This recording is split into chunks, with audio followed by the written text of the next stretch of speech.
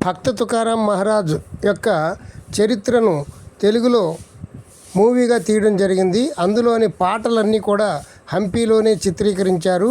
ఇప్పుడు మనం చూస్తున్నటువంటి లోటస్ మహల్ కూడా భక్త తుకారాంలో తీసినటువంటిది, గమనించండి. Thank you. అందరికీ నమస్కారం. నా పేరు అందే నాగబస సూర్యనారాయణ, పురాణామృతం ఛానల్ నుండి మాట్లాడుతున్నానండి. ఇప్పుడు ఇంతకుముందు ప్రసన్న శివలింగాన్ని చూసాం. నీటిలో ఉన్నటువంటి ఆ శివాలయం దాటిన తర్వాత ఇంకొక 1/2 కిలోమీటర్ ముందుకు వస్తే ఇక్కడ ఒక బిల్డింగ్ కనపడుతుంది, చూడండి. ఈ బిల్డింగు పూర్వకాలం రాజుగారు ఇక్కడే కఠినమైనటువంటి శిక్షలు విధించేవారట. ఇక్కడ చూద్దాం రండి.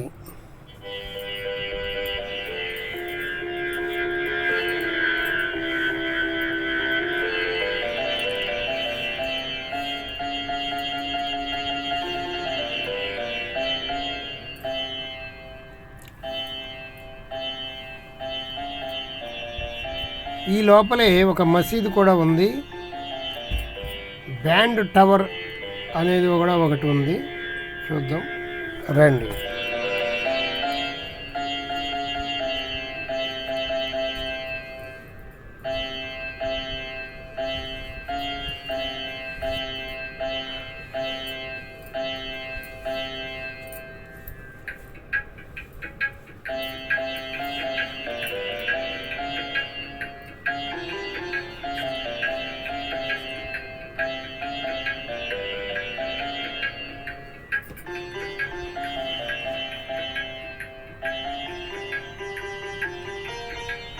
ఇక్కడే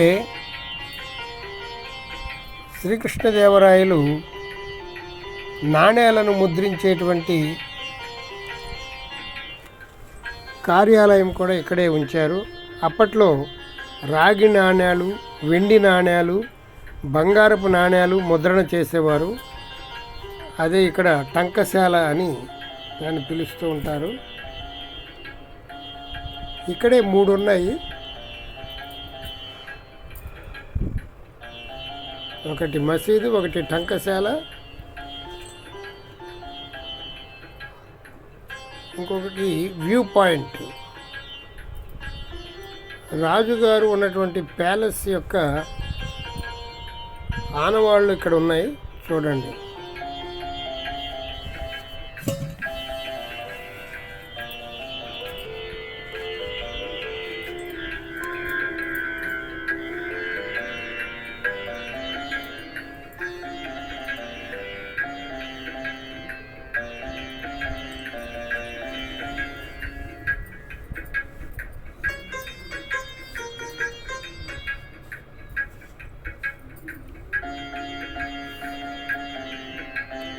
ఇవన్నీ ఒకప్పుడు పెద్ద పెద్ద బిల్డింగ్స్ ఉండేవి. ఇప్పుడు కాలగర్భంలో ఇవన్నీ కూడా పడిపోవడం జరిగింది. పునాదులు ఒకటే మిగిలాయి.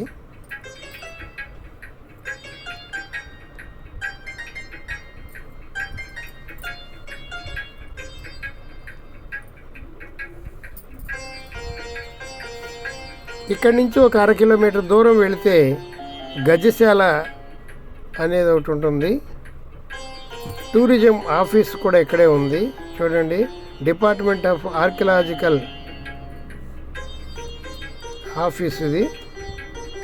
ఇక్కడ ఈ చుట్టుపక్కల ఏరియాలో త్రవ్వగా దొరికినటువంటి విగ్రహాలన్నింటినీ కూడా ఇక్కడ భద్రపరిచారు. వాటి పేర్లు కూడా ప్రతి స్టాచ్యూ కింద వ్రాయడం జరిగింది, చూడండి.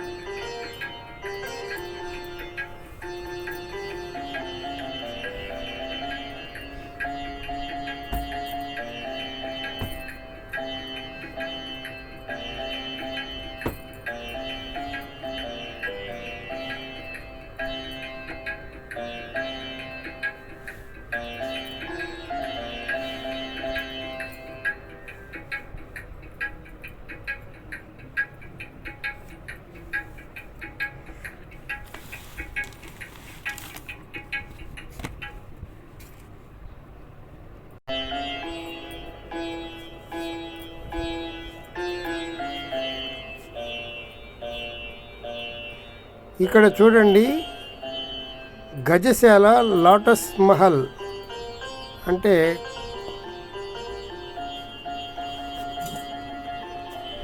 కమలం ఆకారంలో ఉన్నటువంటి అద్భుతమైనటువంటి బిల్డింగ్ ఉంది లోపల. దీనికి టికెట్ పెట్టారు. ఒక్కొక్కరికి 40 రూపాయలు టికెట్గా నిర్ణయించారు. మనం టికెట్ తీసుకొని లోనికి వెళ్ళాలి.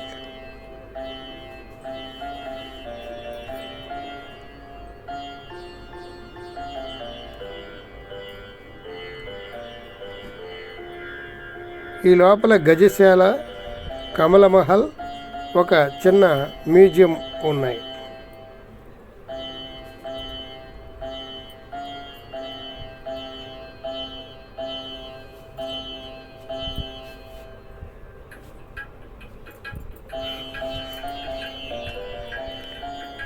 లోన కొంచెం పార్కుని కొద్దిగా డెవలప్ చేశారు. కొంచెం దూరం నడవగానే మనకి లోటస్ మహల్ కనపడుతుంది.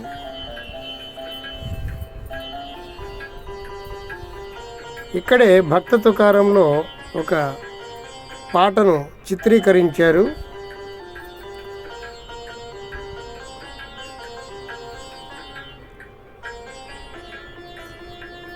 అది ఏ పాటకు, ఆ పాటకు సంబంధించినటువంటి ఫొటోస్ వీడియో చివరిలో మీకు పెట్టడం జరుగుతుంది. రాణి గారి అంతఃపురం ఇది. అంతఃపురం పైన ఈ పునాది మాత్రమే ఉన్నది. దీనిపైన పెద్ద బిల్డింగ్ ఉండేది అంతఃపురము. అదంతా కూడా ప్రస్తుతం పడిపోయింది. ఇదిగోండి, మనకి ఎదురుగుండా కనపడేది లోటస్ మహల్.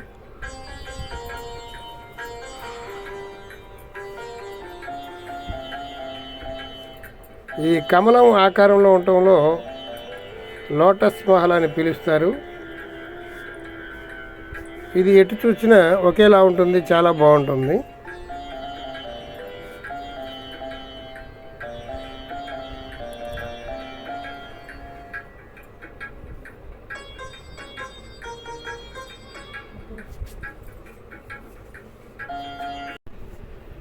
ఇదేనండి లోటస్ మహల్.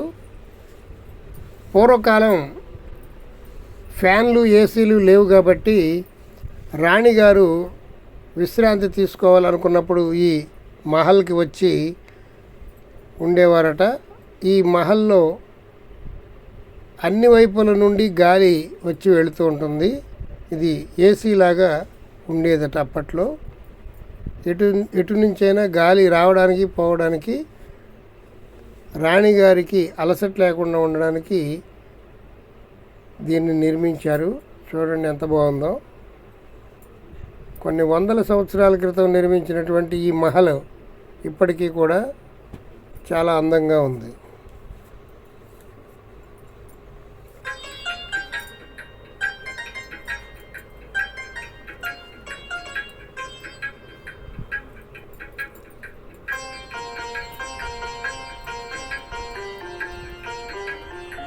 చూడండి ఎంత అందంగా ఉందో ఈ కమల మహల్.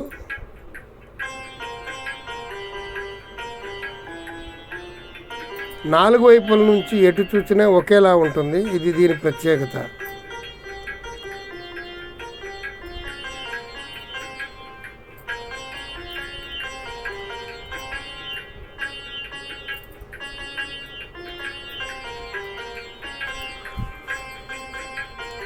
సీలింగ్ కూడా చాలా అద్భుతంగా ఉంది.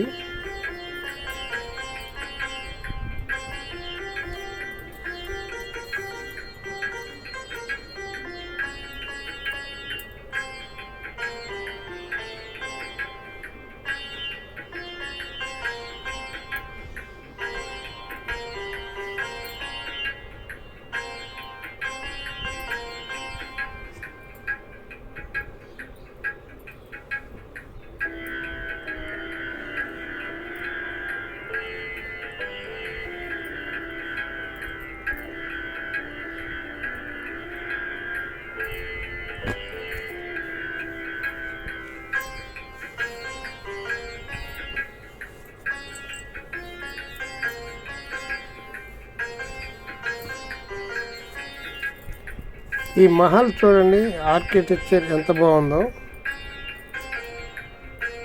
లోపల చాలా అందంగా ఉంది.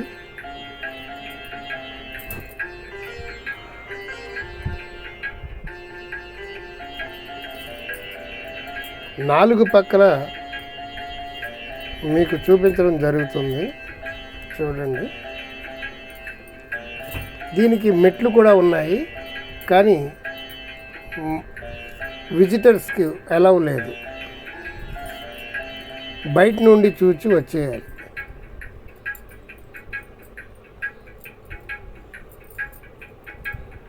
అదిగోనండి, దూరంగా ఒక ఆలయం కనబడుతుంది.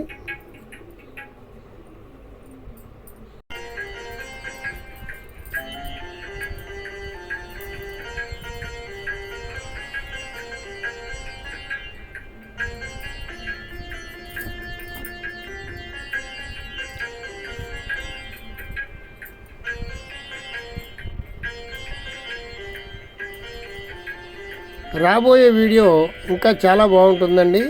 అక్కడ 12 ఏనుగులు కట్టి ఉంచగలిగేటువంటి ఒక గజశాలను నిర్మించారు. అది కూడా చాలా అద్భుతంగా ఉంటుంది. రాబోయే వీడియో మిస్ కాకుండా చూడండి. మా పురాణ అమృతం ఛానల్ని సబ్స్క్రైబ్ చేసుకోండి. బెల్ ఐకాన్ నొక్కండి. ప్రతిరోజు ఒక వీడియో వస్తుంది. మీ బంధువులకు, మిత్రులకు షేర్ చేయండి.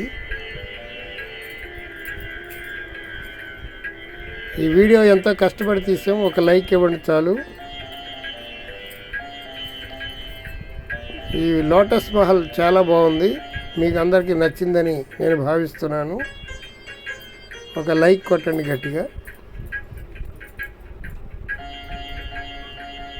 నేను మా మిస్సెస్ ఇద్దరం కూడా వెళ్ళి దీన్ని సందర్శించడం జరిగింది.